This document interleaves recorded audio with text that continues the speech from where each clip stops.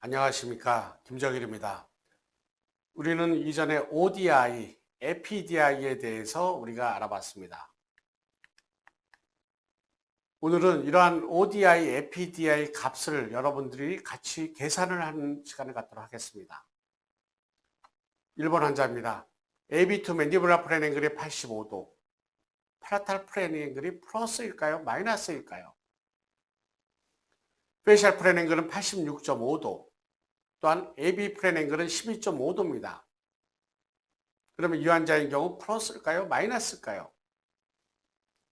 그래서 오늘은 이와 같이 파라탈 프렌과 AB 프렌 앵글의 플러스 마이너스 값을 정확하게 이해를 하고 그 다음에 ODI, APDI를 정확하게 여러분들이 계산을 할 줄 아셔야만 될 것입니다.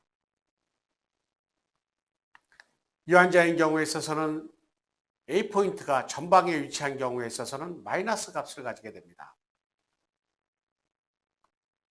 또한 이와 같이 ALS 자체가 FH 프렌에 대해서 상방에 위치하는 경우에는 마이너스 값을 가지게 될 것입니다.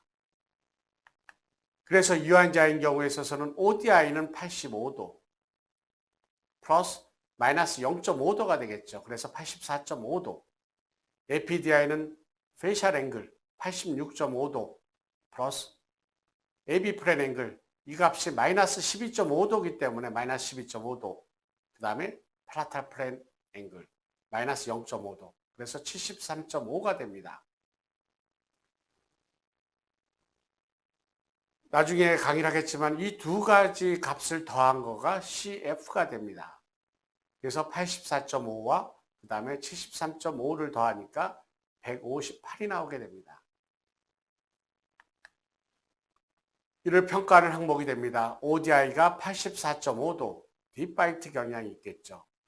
APDI는 73.5도, 17보다 작으니까 2급 부정교합입니다. 이 두 가지를 더한 값은 158로 155보다 크게 됩니다. 이때 중요한 계측치가 첫 번째의 경우는 두 번째 계측치 APDI가 됩니다. 그래서 APDI가 73.5이기 때문에 2급 부정교합이 되고 컨비네이션 팩터가 155보다 크기 때문에 클래스 2 로우 앵글이 됩니다. 그래서 저는 ODI, APDI, CF, FME를 통해서 골격을 쉽게 평가를 할 수가 있게 됩니다. 두 번째 환자입니다. AB2 맨디블라 프렌 앵글이 57도, 파라탈 프렌 앵글이 1도입니다. 이 환자인 경우에 A포인트가 B포인트보다 후방에 위치합니다. 어떤 값을 가지게 될까요? 플러스 값입니다. 페이셜 프렌 앵글은 93도가 됩니다. AB 프렌 앵글은 3.5도인데 ALS가 FH보다 하방에 위치합니다. 그래서 이 값은 플러스 값이 될 것입니다. 그럼 ODI 값은 AB2 맨디블라 프렌, 그 다음에 두 번째 값, 파라탈 프렌 이루는 값을 더한 거니까 58이 될 거고, APDI는 페이셜 프렌 앵글, AB 프렌 앵글, 파라탈 프렌 앵글, 이 값을 더한 값이니까 97.5가 될 것입니다. CF는 이 두 가지의 값을 더한 값입니다. 그래서 155.5가 됩니다. 이 환자를 어떻게 분류를 할 수 있을까요? ODI 58, APDI 97.5, CF 155. 그래서 이 환자는 클래스 3로 분류를 할 수가 있게 됩니다. 세 번째 환자가 되겠습니다. AB2 맨디블라 프렌 앵글은 71.5도입니다. 파라탈 프렌 앵글은 어떻게 될까요? ALS가 하방으로 위치했기 때문에 플러스 값을 가질 것입니다. 페이셜 프렌 앵글 80도. AB 프렌 앵글은 A포인트가 전방에 위치했으니까 마이너스 값을 가지게 됩니다. 그래서 ODI는 AB2 맨디블라 프렌 71.5도 더하기 플러스 4도, 75.5도가 되고 APDI는 페이셜 앵글 80도, AB 프렌 앵글 마이너스 9.5도, 그 다음에 파라탈 프렌 앵글 플러스 4도, 74.5도가 됩니다. 이 두 가지를 더하면 어떤 값이 나올까요? 150이 나오게 됩니다. 유한자인 경우 ODI는 75.5로 정상 범주안입니다. APDI는 74.5도입니다. 2급입니다. 그럼 이 CF는 150입니다. 이 환자인 경우 ODI가 정상이라고 생각을 할 수 있을까요? 이는 다음에 컴비네이션 팩터에서 자세히 설명을 할 것입니다. 이 환자인 경우에 있어서는 컴비네이션 팩터가 작기 때문에 클래스 2 하이 앵글로 우리는 분류를 해야만 될 것입니다. 네 번째 환자입니다. 같이 보겠습니다. AB2 맨디블라 플랜 앵글 55도, 팔라탈 플랜 ALS가 위로 올라가 있으니까 마이너스 5도, 페이셜 앵글 93도, AB 플랜 앵글 A 포인트가 후방에 위치해 있으니까 플러스 2.5도가 될 것입니다. 그래서 ODI는 50.5도, APDI는 90.5도, 두 개를 더한 값은 141이 됩니다. 상당히 작은 값을 보이게 되죠. 그래서 ODI는 50.5도 오픈 바이스를 보이게 되고 APDI는 91.5도 클래스 3, CF는 142입니다. 그래서 이 환자는 클래스 3 하이 앵글로 우리는 분류를 할 수가 있게 됩니다. 항상 첫 번째 계측치가 ODI, 두 번째 계측치가 APDI가 됩니다. 그래서 두 번째 계측치를 가지고 전후방적인 상태를 먼저 평가를 하는 것입니다. 다섯 번째 환자가 되겠습니다. 어떻게 될까요? 팔라탈 플랜 앵글 ALS가 위로 올라가니까 마이너스 값. AB 플랜 앵글은 거의 평행하지만 마이너스 0.5도가 될 것입니다. ODI는 59, APDI는 80. 두 개를 더한 값은 139가 됩니다. 그래서 이 환자인 경우에는 오픈 바이 경향이 있고 ODI 전후방적으로는 정상이고 CF는 상당히 작습니다.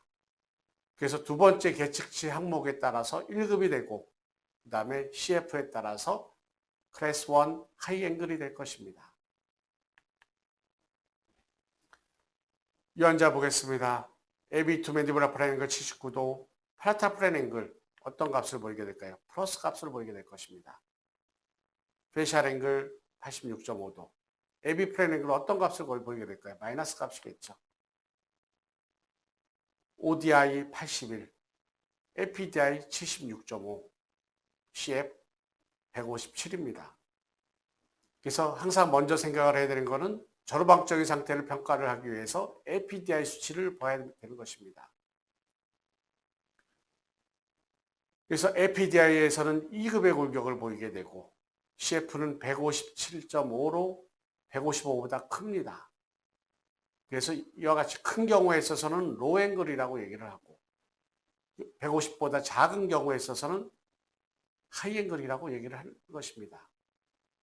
그래서 이 환자인 경우에는 클래스 2 로우 앵글로 우리는 분류할 수가 있을 것입니다. 첫 번째 계측치가 ODI, 두 번째가 APDI, 세 번째가 CF가 됩니다. 맨 위에서 보면 140, 146, 148.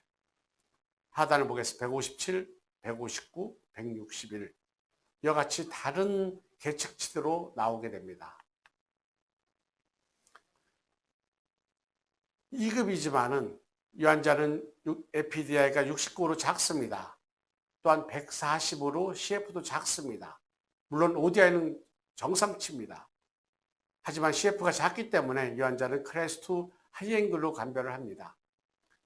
이 환자는 어떻게 할까요? APDI가 80입니다. 전후방적으로 정상입니다. 그런데 CF가 작습니다. 클래스 1 하이앵글이 될 것입니다. 반면에 이 환자는 APDI가 87입니다. 클래스 3겠죠. CF가 148로 작습니다. 클래스 3 하이앵글이 될 것입니다. 하단을 보겠습니다. ODI 82, APDI 75, CF는 157입니다. 두 번째 수치를 먼저 봐야 될 것입니다. APDI가 75니까 2급이 될 것입니다. CF가 크기 때문에 클래스 2 로우 앵글이 됩니다. 두 번째 이 환자는 ODI 79, APDI 80, 그 다음에 CF는 159입니다. 클래스 1 로우 앵글이 되겠죠. 이 환자는 ODI 61, APDI 100, CF가 161입니다. ODI 값은 61로 오픈바이 경향을 보입니다. 그런데 CF가 크기 때문에 이 환자에 있는 경우는 클래스 3 로앵글로 우리는 분류를 해야만 될 것입니다.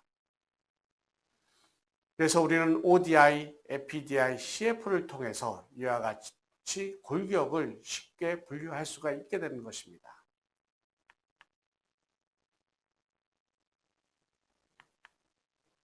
경청해 주셔서 감사합니다.